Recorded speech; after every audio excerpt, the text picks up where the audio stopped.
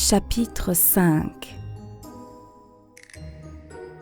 Le mensonge manquant. Vincent n'a plus le droit à l'erreur. Heureusement, il sait comment il doit mentir pour ne pas se faire piéger par la sorcière. Il va dans un magasin de jouets et cette fois, il parle avec des enfants. « Tiens, j'ai eu le même train à Noël. Ma sœur avait la même poupée, mais elle l'a cassée la semaine dernière. » Et ainsi de suite. Mais la sorcière a plus d'un tour dans sa boule. Quand elle voit Vincent s'approcher du rayon des peluches, elle récite « Oublierie, oubliera, ton souvenir s'effacera. » Et Vincent oublie immédiatement tous les jouets qu'il avait quand il était petit. Il s'approche d'un garçon et lui dit « J'avais le même ours à ton âge. » Puis il part en ajoutant un bâton à sa liste.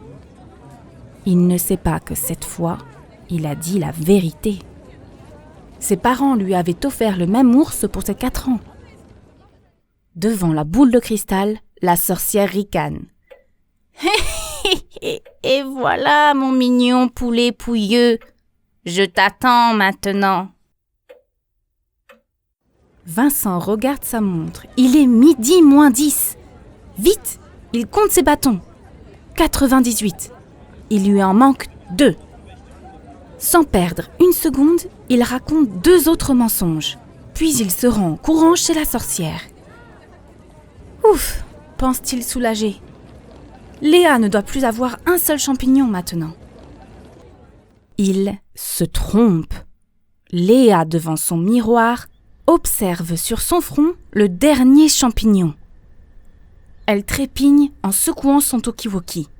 « Il est presque midi, Vincent. Dépêche-toi, il manque encore un mensonge. Allez, réponds-moi !» Mais Vincent n'entend pas.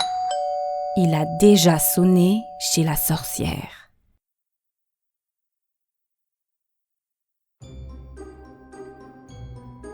Chapitre 6. Le dernier mensonge.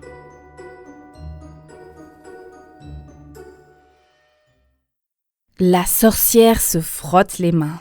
Son plan a parfaitement réussi. Désormais, Vincent et Léa lui appartiennent.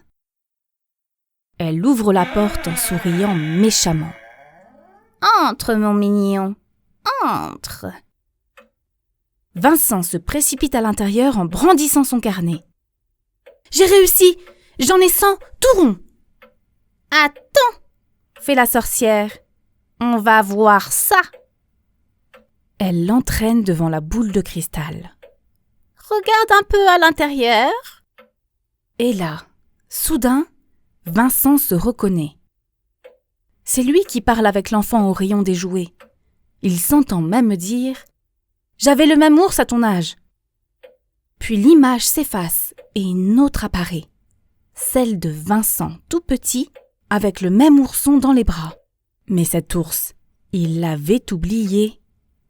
La sorcière bat des mains. « Perdu, tu as perdu, il t'en manque un. » Vincent est désespéré. Il s'imagine prisonnier de la sorcière, avec sa sœur et condamné pendant 20 ans aux travaux forcés. Et tout ça parce qu'il manque un mensonge. Soudain, il a une idée. Il s'écrie. « Mais non, vous avez oublié un mensonge. » « Quoi ?» s'étrangle la sorcière. « Impossible, je t'ai suivi sans arrêt et j'ai bien compté. »« Et le dernier ?» ajoute Vincent. « En entrant, j'ai dit que j'avais fait 100 mensonges. Ce n'était pas vrai, c'était un mensonge. Mon 100e mensonge. »« Oh non !» hurle la sorcière en s'arrachant les poils du menton. Soudain, ses jambes se collent l'une contre l'autre. Ses bras se raidissent et s'entourent d'un voile noir. 2 secondes après, elle a pris forme d'un lampadaire.